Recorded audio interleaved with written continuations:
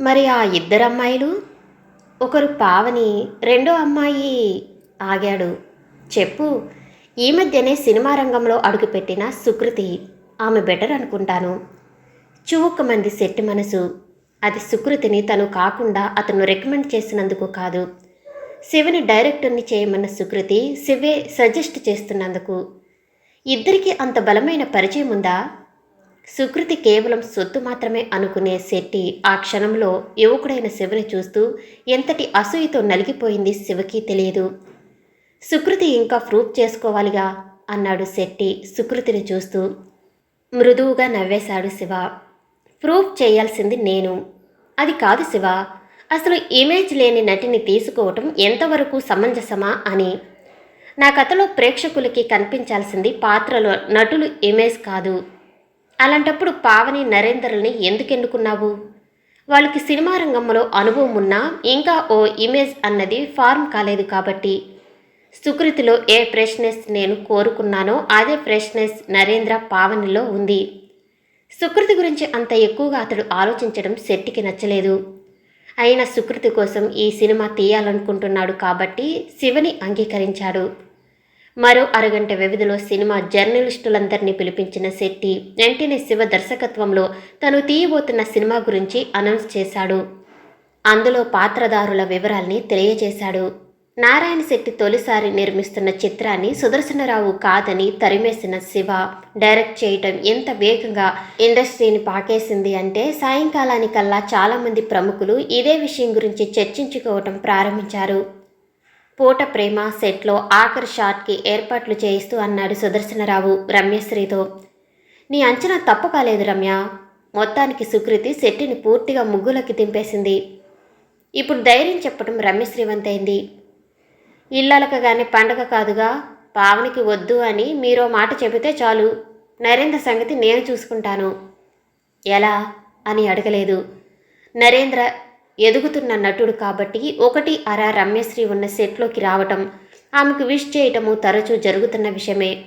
అయితే రమ్యశ్రీ ముభావంగా నవ్వేది తప్ప అంతగా మాట్లాడేది కాదు. దానికి కారణం ఆమె చాలా పెద్ద నటి కావటమే. ఇప్పుడు పని కట్టుకుని తనే మాట్లాడాలనుకుంటుంది. కేవలం శివ సుకృతుల్ని సాధించాలని మాత్రమే కాదు. స్వతహాగా పెద్ద ఫ్యామిలీ నుంచి వచ్చిన నరేంద్ర మగసిరితో మెరిసిపోతుంటాడు. ఇప్పుడిప్పుడే తెలుగు రాష్ట్రంలో కాలేజీ అమ్మాయిలు విపరీతంగా అతన్ని మోజుపట్టడం ప్రారంభించారని తెలిసింది. అలాంటి వాడిని ప్రోత్సహించటం రేపు తనకి చాలా అవసరం. ఇప్పుడు ఇండస్ట్రీలో తనెక్కువ నటిస్తున్నది తాతలైన నటులు లేకపోతే ముక్కుమొహం సరిగా లేని నిర్మాతల కొడుకులతో. నరేంద్ర మీద నిక్షిప్తంగా ఉన్న కోరిక ఇప్పుడు ఒంటిని సెగలతో నింపేస్తుంటే రహస్యంగా కారు డ్రైవర్ని పిలిచి నరేంద్రకి కబురు పెట్టించింది. సరిగ్గా ఇదే సమయంలో పావని ఇంటికి వచ్చాడు శివ. అప్పటికే ఓ జర్నలిస్టు ద్వారా శెట్టి సినిమా గురించి నిన్న పావని శివరాకకి ఆశ్చర్యపోలేదు. అయినా చాలా ఆశ్చర్యాన్ని ప్రకటించింది. అలా నటించడం నేర్పింది వాళ్ళమ్మే. ఇంటికి వచ్చిన వాళ్ళని వదిలిపెట్టకూడదన్నది ఆమె తల్లి సిద్ధాంతం.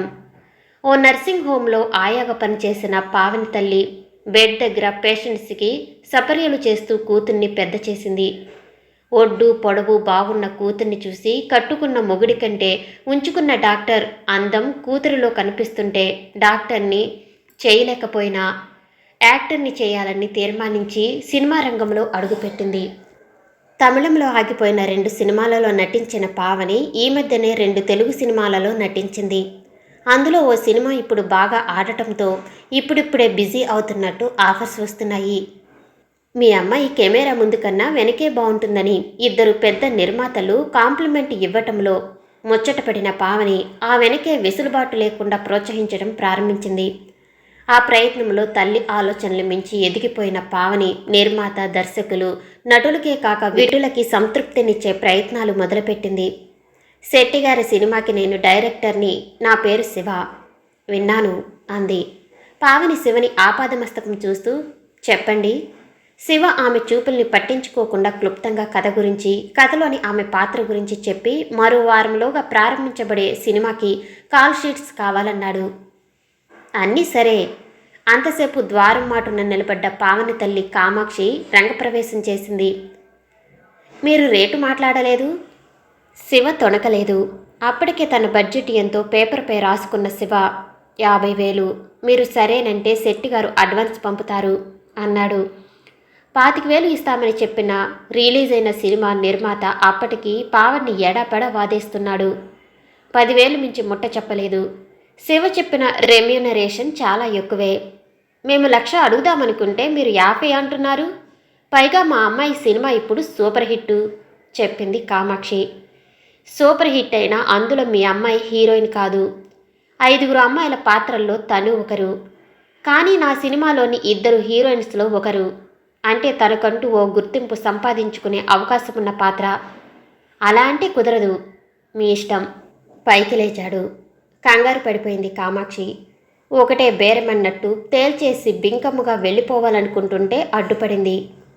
అది కాదు డైరెక్టర్ గారు, మీరంతా ఖండితంగా ఉండటం ఏం బాగుంటుంది. వేషం వేయటం అంటే వేషం ఒక్కటే కాదుగా, మీకు కొన్ని సర్దాలుంటాయి. అవుట్డోర్ షూటింగ్లకి వెళ్ళినప్పుడు మా అమ్మ ఈ కంపెనీ మీకు అవసరం అవుద్ది. రాత్రిపూట మాట ముచ్చటలుంటాయి. నిశ్చలంగా చూశాడు శివ. సిగ్గు వదిలి ఇక్కడున్నట్టి తల్లి తన కూతురు నుంచి ఎలాంటి ఆనందాన్ని పొందొచ్చో వివరంగా తెలియజేస్తుంది. కోపం రాలేదు. ఈ సినీ రంగ కాలుష్యంలో అడుగుపెట్టి ఆ కంపుని సుగంధంలా భావిస్తూ మాట్లాడటాన్ని చూసి జాలిపడ్డాడు. అంతే. ఈ సినిమా వరకు మృదువుగా అన్నాడు పావన్ని చూస్తూ. మీరు వేయాల్సింది వేషం మాత్రమే. మీరనే వేషాలు కాదు. నా పరంగా మీకు అలాంటి ఇబ్బంది ఉండదని హామీ ఇస్తున్నాను. కామాక్షకే కాదు, పావనికి మొహం వాచిపోయినట్టయింది. అది కాదు సార్. పావని ఏదో చెప్పబోయింది. చూడండి మిస్ పావని, ఆర్దోక్తిగా అన్నాడు. నేను ప్రవరాక్యుణ్ణి అవునో కాదో నాకు తెలియదు. కానీ ఇప్పటికింకా నేనుగానే మిగిలి ఉన్నవాణ్ణి. కాబట్టి మీ నుంచి అలాంటి సుఖాలు అవసరం లేదంటున్నాను. ఓకే. అవకాశం జారిపోయేట్టుందనిపించిందేమో వెంటనే అంది కామాక్షి. మీరేమిటో తెలుసుకోవాలని అలా అన్నానే తప్ప మాకు మాత్రం అవన్నీ ఇష్టమా డైరెక్టర్ గారు. సరే, మంచి పాత్ర అంటున్నారుగా, అడ్వాన్స్ పంపించండి. శివ వెళ్ళిపోయాడు. తల్లి కూతుళ్ళిద్దరికీ షాక్ ఇచ్చి. అతడు వెళ్ళి 10 నిమిషాలైనా కాలేదు. సుదర్శనరావు నుంచి ఫోన్ వచ్చింది. ఫోన్ రిసీవ్ చేసుకున్నది పావనే. సార్ మీరు బోలెడంత తొట్రుపడిపోయింది. నిజంగా డైరెక్టరు సుదర్శనరావు గారేనా? కూతురి కంగారు చూసిన కామాక్షికే మతిపోయింది. భారీ చిత్రాల డైరెక్టర్ సుదర్శనరావేమిటి? ఇంటికి ఫోన్ చేయటమేమిటి? నేనే పావని. నమ్మలేకపోతున్నాను సార్. నేనే కాదు, మా అమ్మ కూడా. నాకు అవసరం మీ అమ్మతో కాదు. కిసుక్కున నవ్వింది పావని. నీతో. నిజంగానా? గారాలిపోయింది 20 ఏళ్ల పావని. నేను చాలా అదృష్టవంతురాల్ని. అవును కాదో తేల్చుకోవాలి అంటే నువ్వు అర్జెంటుగా నా గెస్ట్ హౌస్కి రావాలి. తప్పకుండా.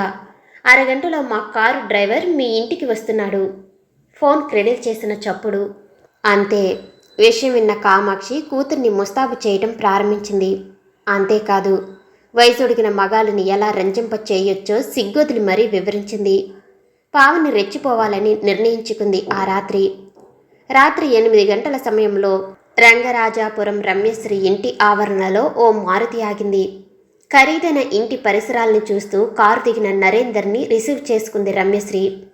వెల్కమ్ విష్ చేసి ముందు హాల్లో కూర్చోబోయిన నరేంద్రతో అంది రమ్యశ్రీ.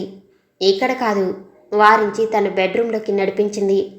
ఊహించని ఈ ఆహ్వానానికి తొట్టిపడిన నరేంద్ర, ఇదంతా కలలా ఉంది అన్నాడు. బెడ్రూంలోకి అడుగు పెడుతూ బడలికగా ఒళ్ళు విరుచుకుంటూ చూసింది రమ్యశ్రీ. ఏ పుట్టలో ఏ పాముందో చెప్పలేంగా. ఈ మధ్య తరచూ వచ్చే తెలుగు సినిమా డబుల్ మీనింగ్ డైలాగుల్ని గుర్తు చేసుకుంటూ నవ్వింది రమ్యశ్రీ. పుట్ట పాము అనగానే కంగారు పడుతున్నారా? మరేం. రమ్యశ్రీ గది ద్వారం మూసి గడియపెట్టింది. నరేంద్ర నుదుట పెట్టిన స్వేదాన్ని తుడుచుకుంటూ చూశాడు. ఏమిటి అప్పుడే చెమటలు పట్టేస్తున్నాయి అంది రమ్యశ్రీ బెడ్ మీద వాలిపోతూ. నరేంద్ర ఎదురుగా ఓ సోఫాలో కూర్చోబోతుంటే, ఇలా కూర్చోండి అంది బెడ్ మీద పక్కగా ప్లేస్ చూపిస్తూ. నరేంద్ర సహజంగా ధైర్యవంతుడే అయినా రమ్యశ్రీకున్న ఇమేజ్ జ్ఞప్తికొస్తుంటే కొంచెం తడబడుతూనే బెడ్ అంచున కూర్చున్నాడు. తొలిసారి కెమెరా ముందు నిలబడ్డ ఆర్టిస్టులా వణికిపోతున్నారు మీరు. ఇందుకు ముందు బెడ్రూమ్ సీన్స్లో ఎప్పుడు నటించలేదా అడిగింది.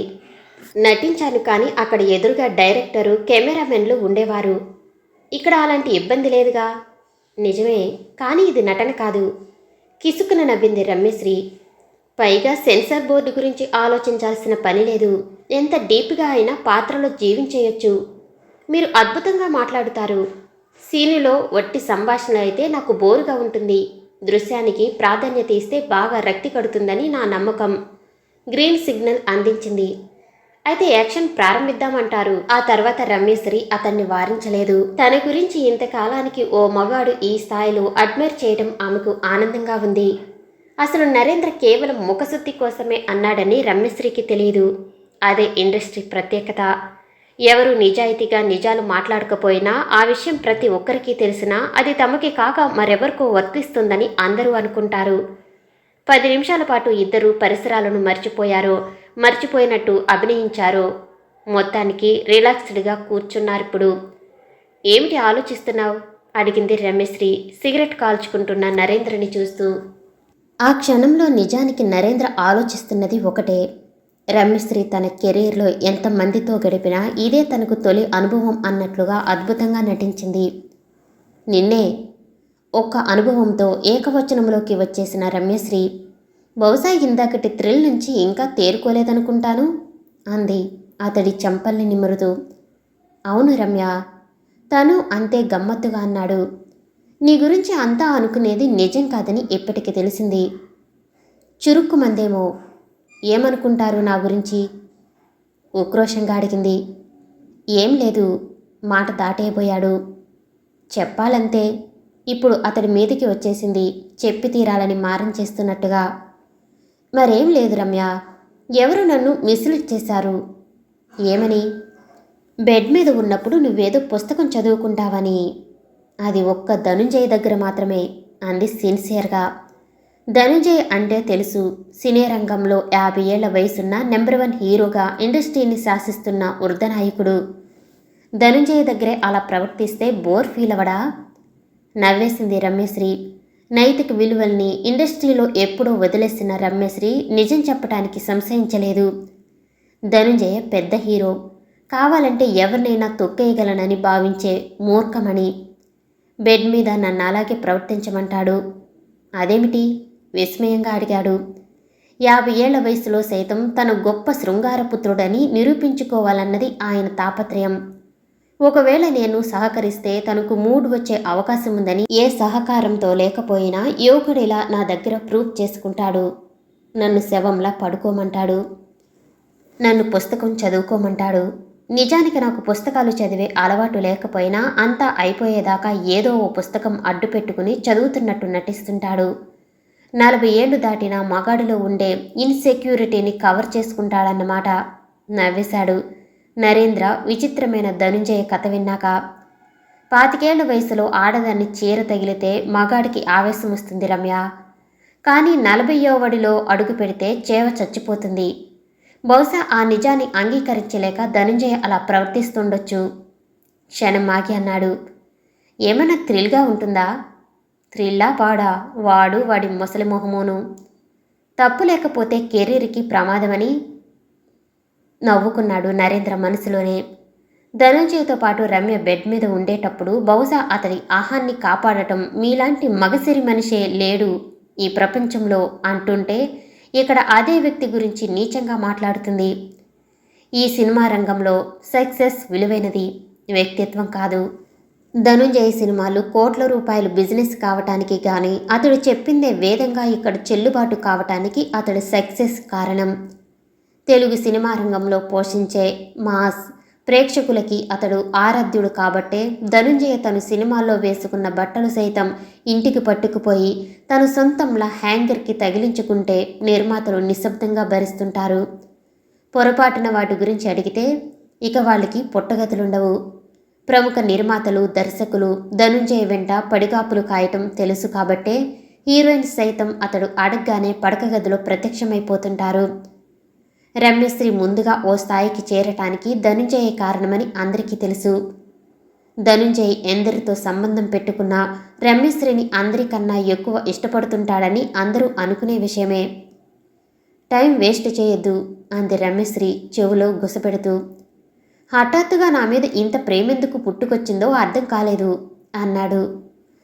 నవ్వేసింది రమ్యశ్రీ గోముగా.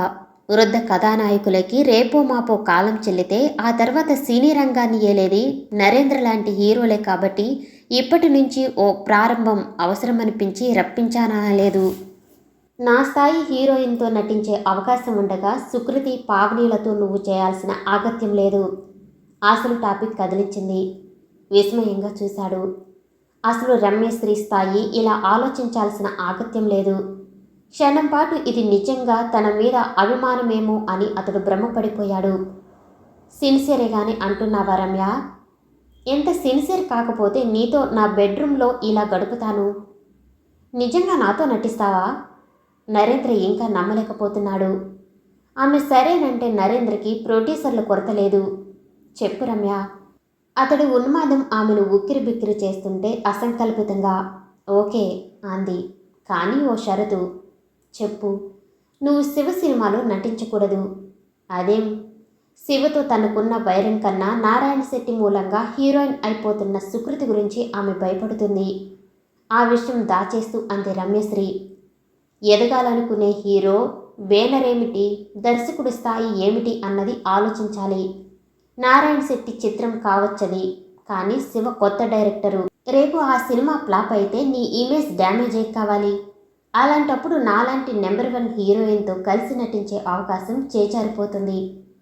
రమ్యశ్రీ ఉద్దేశం నరేంద్రని అలా ఒప్పిస్తే సుకృతి నటించాల్సిన ఆ సినిమా ఆగిపోతుందని. అదే ముఖ్యంగా ఆమె కోరుకుంటున్నది. ఓకే రమ్య, నువ్వు నాతో కలిసి నటించటమే నిజమైతే నేను శివ సినిమా డ్రాప్ చేసుకుంటాను హామీ ఇచ్చాడు. రమ్యశ్రీ ఇచ్చిన ఆఫర్ సామాన్యమైంది కాదు. ఓకే రమ్య, 6 నెలల్లో నువ్వు నా సినిమాకి డేట్స్ ఇస్తానంటే నేను రేపు ఉదయమే శివకి చెప్పేస్తాను. ప్రామిస్ అంది రమ్యశ్రీ ఉత్సాహంగా. నరేంద్రకి డేట్స్ ఇచ్చినా ఆమెకు భయం లేదు. రేపు కథలో తన పాత్రకే ప్రాముఖ్యత ఉండేటట్టు హీరోయిన్ ఓరియంటెడ్ సబ్జెక్టుని తయారు చేస్తే తన ఇమేజ్కి ఏ భయము ఉండదు. అందుకే నిజాయితీగా అంగీకరించింది. ఆ తర్వాత ఉత్సాహంగా బాత్రూంలోకి నడిచింది, మైల స్నానానికి అన్నట్టుగా. నరేంద్ర ఆనందంతో ఉబ్బి తబ్బిబ్బవుతూ బెడ్ మీద రిలాక్స్ అయ్యాడు. అతడి కళ్ళ ముందు రేపు చలనచిత్ర రంగంలో పెరిగిపోతున్న స్థాయి ఫ్లాష్ ఫార్వర్డ్లా దృశ్య రూపంలో కదులుతుంటే తనను తానే కాదు తనెక్కడున్నది మర్చిపోయాడు. అదిగో సరిగ్గా అప్పుడు ఫోన్ రింగ్ అయింది.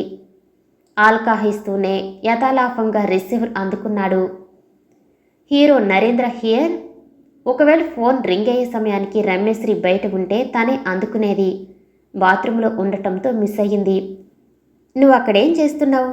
కంచు కంఠంలా వినిపించింది అతని వైపు నుంచి. నరేంద్రకి అప్పుడు తెలిసింది తను మాట్లాడుతున్నది రమ్యశ్రీ పర్సనల్ ఫోన్లో అని. కొద్దిగా తమాయించుకుని మీరెవరు అన్నాడు. ధనుంజయ. నరేంద్ర కంపించుకుపోయాడు. ఇంతసేపు ఇండస్ట్రీని శాసిస్తున్న ఏ టాప్ హీరో గురించి మాట్లాడుతున్నారో సాక్షాత్తు ఆ పెద్ద మనిషి ఫోన్ చేస్తే పొరపాటున తన పేరు కక్కేశాడు. ఆ తర్వాత ఆవలి వైపు క్లిక్ మన్న చప్పుడు. నరేంద్రకి ముచ్చెమటలు పోశాయి. ధనుంజయ ఎంత ప్రమాదకరమైన వ్యక్తో తెలుసతడికి. తనతో నటించే ప్రముఖ నటి తన బెడ్రూమ్కే పరిమితం కావాలనే మనస్తత్వం. ఎవరు? తలారా స్నానం చేసి బయటికి వచ్చిన రమ్యశ్రీ అడిగింది ఫోన్ గురించి ఎంక్వైరీ చేసినట్టుగా. చెప్పలేదు నరేంద్ర. ఏదో రాంగ్ నెంబర్ దాటేశాడు.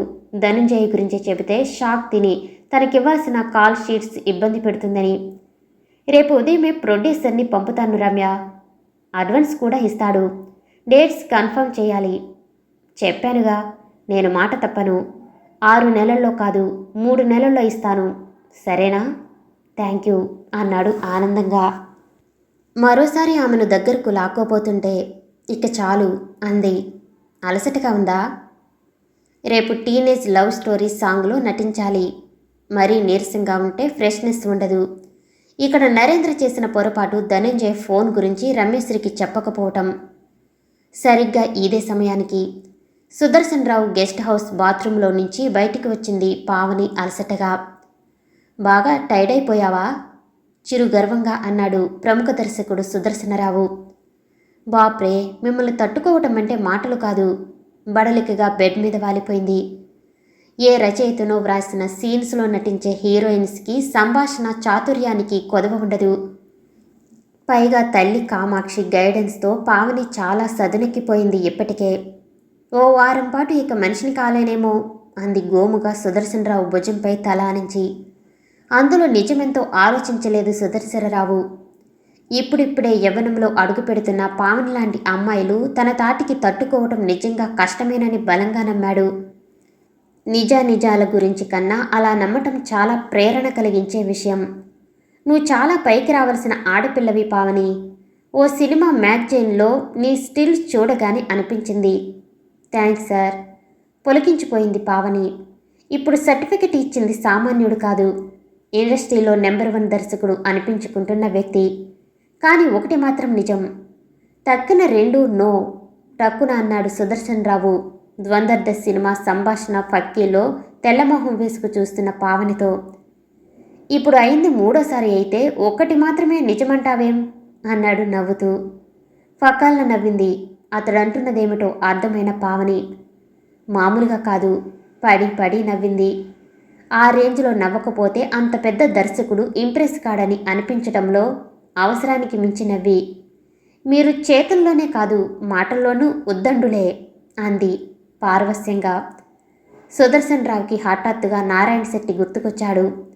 ఆ తర్వాత సీరియల్ ఆర్డర్లో సుకృతి, శివ వాళ్ళ ప్రాజెక్టు జ్ఞప్తికొచ్చాయి. నువ్వు శివ డైరెక్ట్ చేసే సినిమాలో నటిస్తున్నావా? తప్పదుగా. అప్పటికి తనేదో తప్పు చేస్తున్నట్టు తలవంచుకుని అంది. మీ స్థాయి డైరెక్టర్ల దగ్గర నటించే అవకాశం లేనప్పుడు కనీసం మీ శిష్యుల దగ్గరైనా నటించాలి.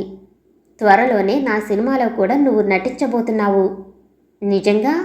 అమితమైన ఆశ్చర్యంతో పాటు దారుణమైన ఆనందాన్ని నటించింది. నమ్మలేకపోతున్నాను. మీ అమ్మని అడుగు. ఏ విషయం సార్? సుదర్శనరావు మాట పట్టింపు గురించి. అడగాల్సిన అవసరం లేదు సార్. బెడ్ మీద మీ పట్టు చూసినప్పుడే తెలిసింది మీరు పట్టుబడితే ఓ పట్టాన వదిలే మనిషి కాదని. హఠాత్తుగా అక్కడ నిశ్శబ్దం ఆవరించింది. చెప్పండి సార్, నన్నేం చేయమంటారు? శివ చిత్రంలో నటించవద్దంటారా? సుదర్శనరావు ఆలోచిస్తున్నాడు. మీరివ్వబోయే సినిమా ఆఫర్కి కాల్ షీట్స్ అడ్జస్ట్ కావటం కష్టమనుకుంటే అక్కడ మానేస్తాను. మానద్దు, ఎందుకంటే మన సినిమాకి ఇంకా టైం ఉంది. మరి అందులో నటించు విస్మయంగా చూసింది. వద్దనేటట్టుగా బిల్డప్ ఇచ్చి ఇప్పుడు మళ్ళీ నటించమని ఎందుకంటున్నాడో అర్థం కాలేదు.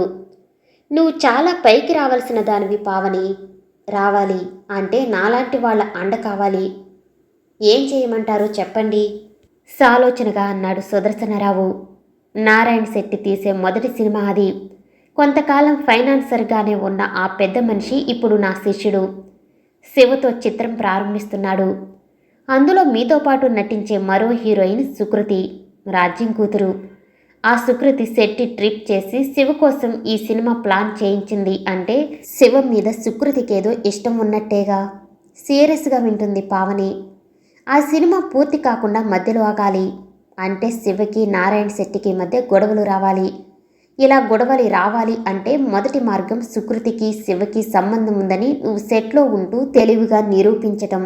అలా నిరూపిస్తే శివకి నారాయణ శెట్టికి గొడవలు ఖాయం. ఎందుకంటే సుకృతి అంటే శెట్టి పడిచొస్తున్నాడు కాబట్టి. శివతో సుకృతికి సంబంధం ఉందని తెలిస్తే తను తట్టుకోలేడు కాబట్టి. అలాగే సార్. అదంతా సులభం కాదు పావని. ఎందుకంటే శివ ఏ అమ్మాయిని ముట్టుకునే అలవాటు లేనివాడు. అంటే శివకి సుకృతికి సంబంధం ఉందని నిరూపించటం చాలా కష్టం. పోనీ ఓ పని చేస్తే చెప్పు. నేనే నారాయణ శెట్టిని ట్రేప్ చేస్తే నవ్వాడు సుదర్శనరావు నిర్లిప్తంగా.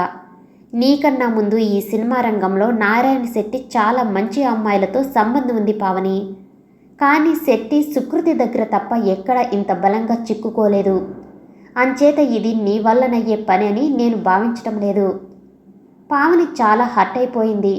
తననంత తేలిగ్గా తీసేయటం నచ్చకపోయినా.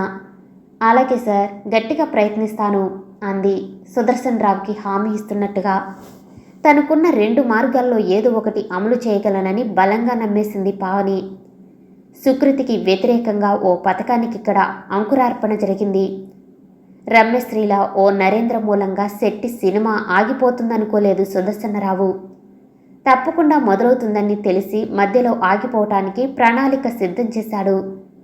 దర్శకుడులా ఎన్నో కథల్ని చర్చించిన సుదర్శనరావు సగం సాధించేశాడు ఇప్పటికే. ఇదో విచిత్ర ప్రపంచమని నీకు ముందే చెప్పానుగా సుకృతి, నిర్వేదంగా అంది అలవేలు. ఇక్కడ ఎదిగిన వాళ్ళని గౌరవించటం ఆనవాయితీ తప్ప ఎదగటాన్ని హర్షించరు. అప్పటికి ఓ అరగంట క్రితమే తెలిసింది సుకృతికి. నరేంద్ర సినిమాలో నటించనని శివకి చెప్పేశాడు. అప్పటికే నారాయణ శెట్టి పర్సనల్గా ఫోన్ చేసి నరేంద్రని అడిగాడు కూడా. ఏవో కాల్ షీట్స్ అడ్జస్ట్ చేయలేకపోతున్నానంటూ దాటేశాడు.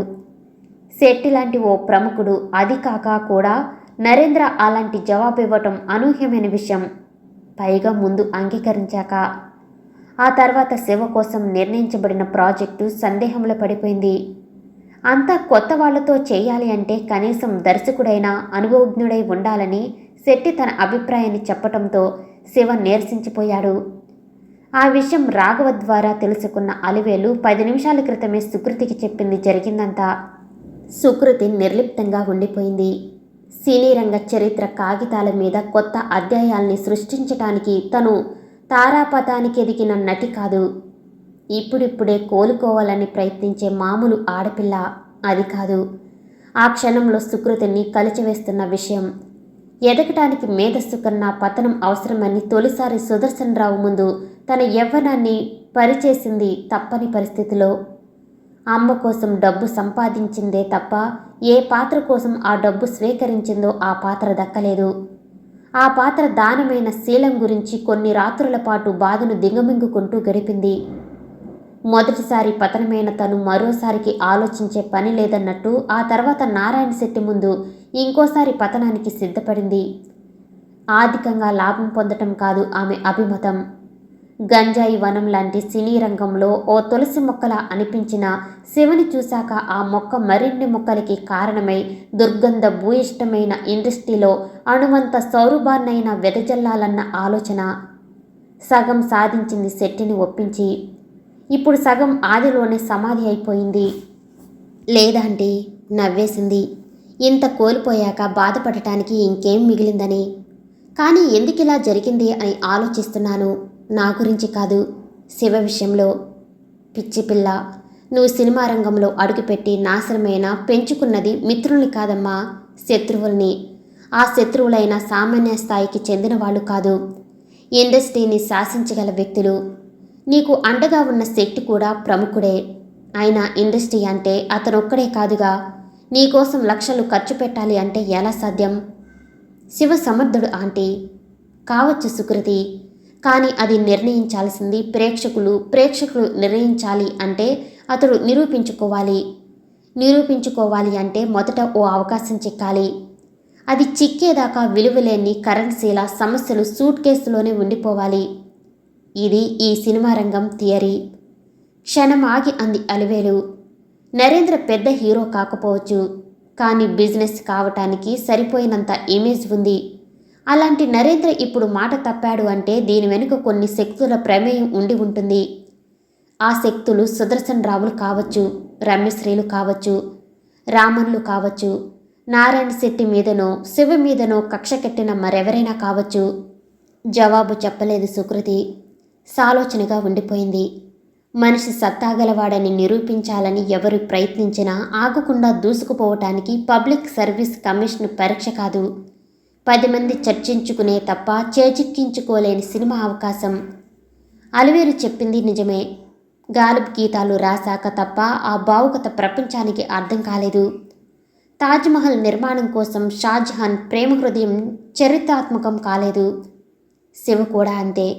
మొదట ఓ అవకాశం దక్కి నిరూపించుకుంటే తప్ప ఈ పరిస్థితి ఇంకా కొనసాగుతూనే ఉంటుంది. ఉన్నట్టుండి ఫోన్ అందుకుంది సుకృతి. ఎవరికి? విస్మయంగా అడిగింది అలివేలు. నారాయణ శెట్టితో మాట్లాడాలనుకుంటున్నాను. రిసీవర్ని లాక్కుంది అలివేలు. ఏం మాట్లాడాలనుకుంటున్నావు?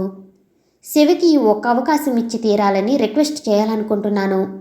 రిస్క్ తీసుకుని కొత్త ఆర్టిస్టులతో ఈ సినిమా కోసమని. నీకు పిచ్చి పట్టిందా సుకృతి? బాధగా అంది అలివేలు. ఏమనుకుంటాడు? ఏ విషయంలో?